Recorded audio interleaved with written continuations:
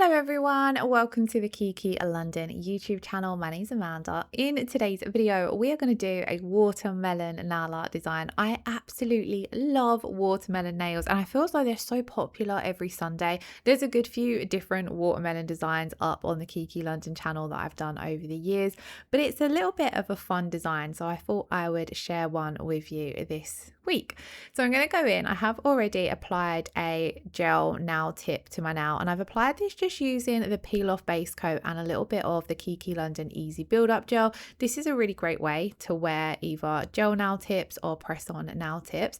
And then I've simply buffed the surface of the nail so that we can go straight in with the Kiki London rubber base coat. And this is RB20. So this is a really nice, I kind of want to say bubblegum pink, and it's sheer if you use it in one coat, but we're going to be using it in two coats because we're going to be using it as our base layer and the first color of our design. So this is what it looks like in one coat. It's kind of like a nice, more natural bubblegum pink.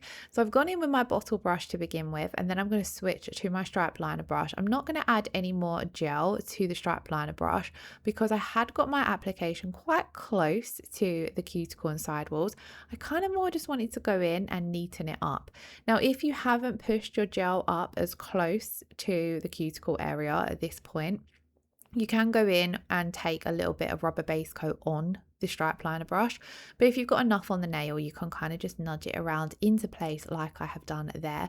Then we're going to pop that first coat in to cure for 30 seconds, and then look how cute this shade is. I absolutely love this one. So then we're going to go in and add our second coat of color. Now this is more giving us our color layer, and this is what's great about the rubber color bases, as you can use them in one coat for a base and a sheer look, or you can use them in two coats to get the strengthening base coat properties and your color in one.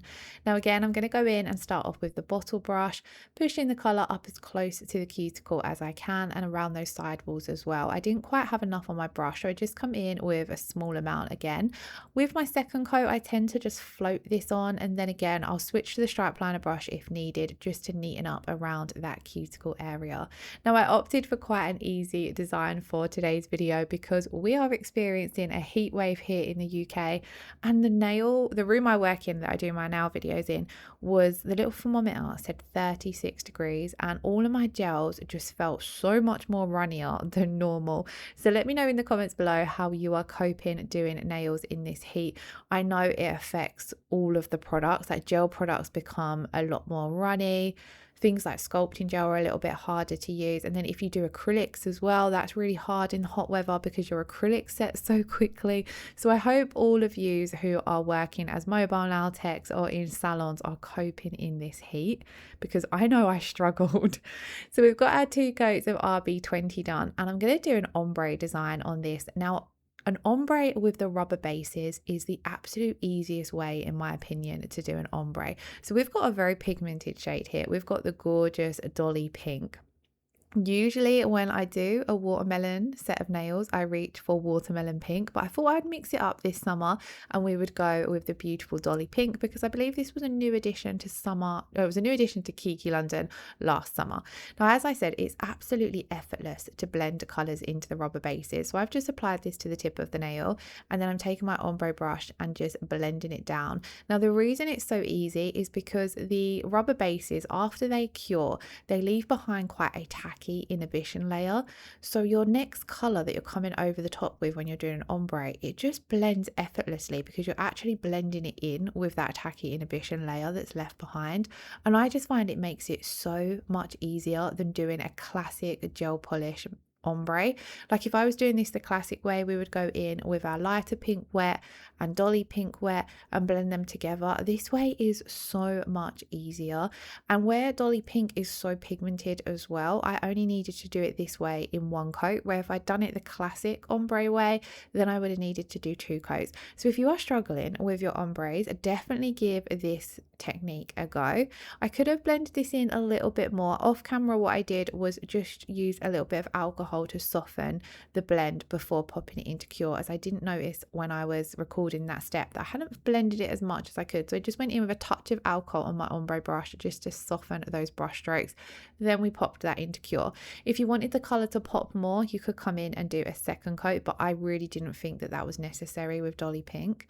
Now we're going to be doing a French tip for our watermelon design over the top of our ombre, which is another look that I absolutely love doing. I love an ombre base with a French tip. We did do one a couple of videos ago in a design, and I had that on the side of my nail desk still, and I thought, you know what, we're going to do that but with a watermelon theme, and I thought it was really fun. Whenever I'm doing watermelon nails, I always reach for parrot green. I feel as though it just works so beautifully with a pink, but there are a few other greens that would work nice as well. Limelight works really good if you want a bit more of a neon hint. Now I'm going to go in and do my French tip with my French brush. This is where I was really struggling because parrot green isn't usually this runny. The consistency is that little bit thicker. So it was a lot harder to do where it was so hot, but I've loaded up my French brush and I'm just going in and creating a very thin French to begin with because I was struggling with getting this perfect. So I thought if I go in with a little bit less product than I normally would when I'm doing a French, I can kind of perfect it with my round nail art brush without having to chase loads of gel around on the nail. So we went in and created our French. I like to keep my French brush quite flat against the nail when I'm creating a French.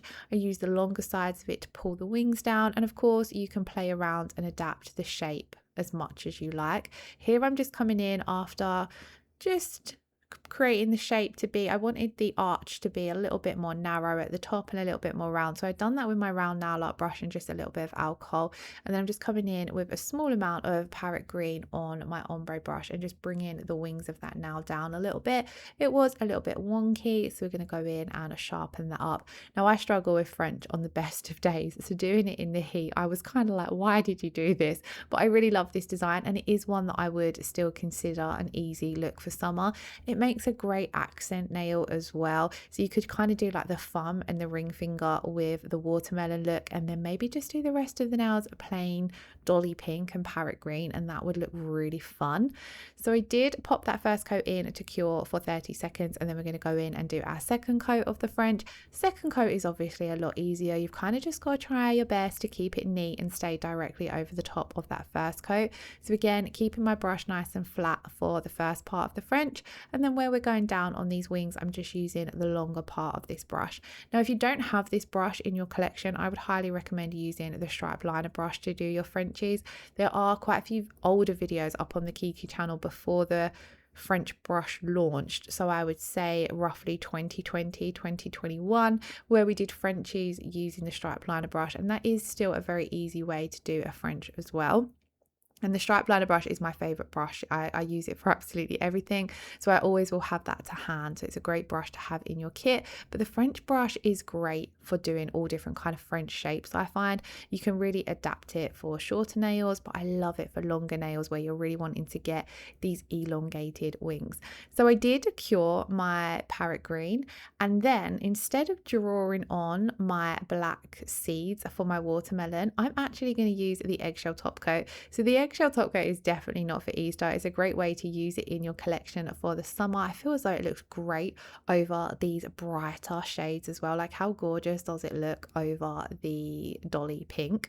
So I applied this to the entire nail, floated it on, and then usually I'll just nudge the black speckled pieces around to where I want them to be, just to distribute them a little bit more evenly.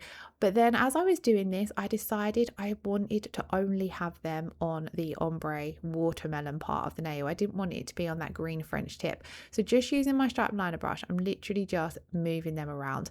And then with the eggshell top coat, these little eggshell pieces are set in a crystal clear gel top coat, so you don't need to do anything else. This is adding your nail art and top coat in one. So just by painting it over the entire nail, I know that all my gel polish is sealed in. I'm going to have a chip free finish, but then I can just push those black speckled pieces to where I want them to be on the nail. So I was just keeping them off the green part of the nail. I did then go in and clean my brush a little bit and just try and get those last few remaining ones. I didn't necessarily want to remove them from the nail because I really quite liked this speckled effect. So I liked that there was quite a few on the nail. I just wanted to make sure they weren't on the green part. And then we popped this now in to cure for 60 seconds, and that brings us to the end of the design. So how super quick and easy was this to do, but how fun does it look for summer? I really, really love fruity nails. If you would like to see more, let me know what fruits you would like to see in the comments below. Let me know how you are coping in this heat. And of course, if you have any video requests, do pop them in the comments below and I'll be happy to give them a go. I'm going to, of course, finish off with a drop of the Fresh Rose Cuticle Oil. And then I was just simply doing this nail as a demo for the video. So because I'd applied the peel off base coat underneath, it peeled off super easy. So if you are wanting to practice or create content, then I highly recommend trying the Kiki London peel off base coat for that. I really hope you all have a wonderful weekend. If you did enjoy today's video, please do give it a thumbs up, leave me a comment below and hit that subscription button if you haven't already. And I shall see you in next Friday's video where hopefully it's a little bit cooler. Well, lots of love. Thank you all so much for watching. Bye bye.